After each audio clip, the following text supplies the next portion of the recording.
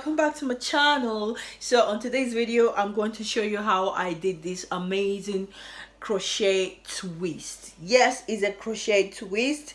I have got single in the middle just because I wanted it to be like that, but as you can see I've got the twist, like the crochet lines going in and on my back as well. So if you want to see how I did this crochet twist, stay tuned and let's get right into it. So this is my braid pattern. As you can see, I just braided my hair going backwards, and I try to lay the rest of my hair in the middle because that way it will try to be as flat as possible. And at the back, as you can see, I have twisted it single just because I want to be able to wear my hair in different styles and put it in a bun whenever I want. And also in the front, I've just let my hair out, my edges on both sides as well as my middle, because I wanted a middle part as well.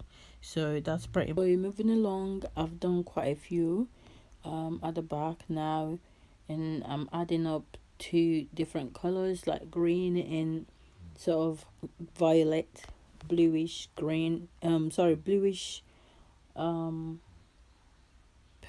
Yeah, that's the color I'm using. And so I'm recycling my old extension that I used to braid my hair previously.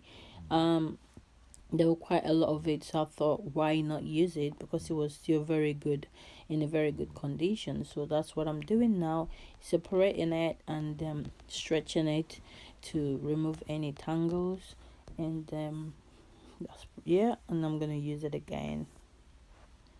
So this is how I am doing my crochet.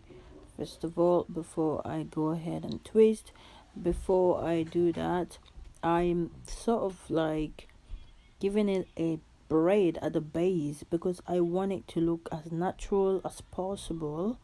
So first of all, I'm going to separate the hair into 3 bits and give it a nice little braid about half of an inch before I continue with my twist, because I do want it to look pretty natural.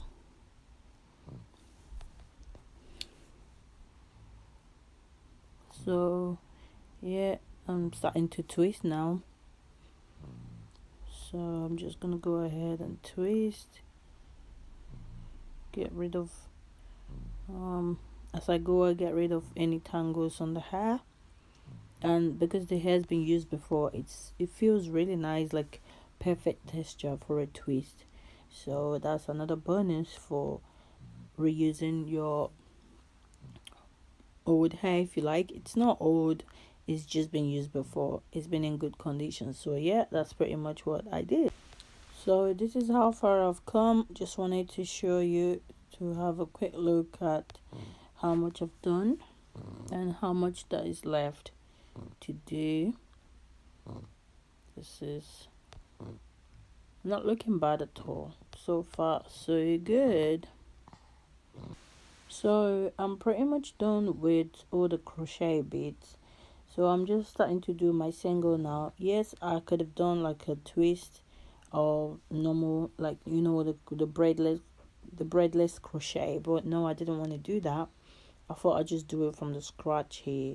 So I just oiled my scalp and I'm going in with the hair, and I'm gonna go ahead and twist that. This is how I grab the hair. First of all, I have to make a braid on the base for extra security, and obviously for it to look natural, before I go ahead and start to twist. Here I'm showing you how I add my color to give it that umber look that you can see. So basically I just grab whatever color I fancy and I just interlock it as I go and just pretty much twist it in, and that's it pretty much. I don't know if I'm explaining it the right way, but that's pretty much how I add the color I can add it from any length I want, but I liked it to be towards the ends. But I wasn't adding so much. I just wanted it to be, scattered in different places so that it can have like an effect basically, rather than being a whole two-tone colors. Obviously, as you can see, I've got the bluish violet one as well as this other one, green. So yeah. So now I am approaching the front of my hair, and I thought I'd show you how I parted my middle.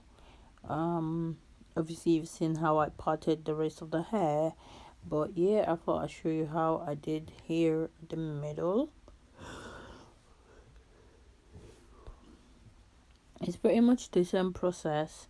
I've oiled my scalp as always, and I'm going in with the hair. I'm separating it into three because I have to give it that braid base so that it can stay put. And then I'm going ahead and braiding it on about a quarter of an inch. And this is one of the problems I was facing with the tangling and everything. But what I do is, before I proceed, I have to go back and detangle or remove any tangles, making sure that they're not there as I proceed, because if you do leave them on, you will end up with lumps and bumps and knots on the hair, and it will not come out smooth. So you need to make sure that you smoothing the hair with your finger as you go, and making sure that you remove every little knots or tangles or whatever. And finally, this is my last strand to go. I am very, very, very excited. It's been a long night, man. This is about 2 p.m. I'm sorry, 2 a.m. in the morning, and I am absolutely knackered, but I'm still pushing on because I have a busy day tomorrow. Well, today. But I'm almost done. So yes, last one. I cannot wait. And I'm just repeating the same process all over again, pretty much. And yeah, I'm going ahead and smoothing the hair before I proceed to remove any tangles, like I said before, because that has been one challenging issue with this.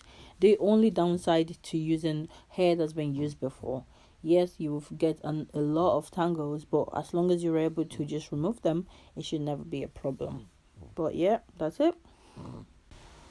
Yeah, I am done. That's a sigh of relief there, guys. It took me ages. It took me about 2 days because I have to do so many other things along the way. So yeah, finally I'm done. I can go to bed now by 3 or 2, about past 2 or something like that. But I'm gonna proceed with dipping it in hot water. I just want to get that done and dusted, and then go to bed. So I'm going ahead and dipping it in boiling hot water. This bit was a little bit tricky, so I wasn't able to video everything, but you get the vibe of what I'm doing anyway. So yeah, and here is the final look. Thank you guys so much for watching. I hope you like the video, and if you do, subscribe, thumbs up. See you guys in the next video. Bye.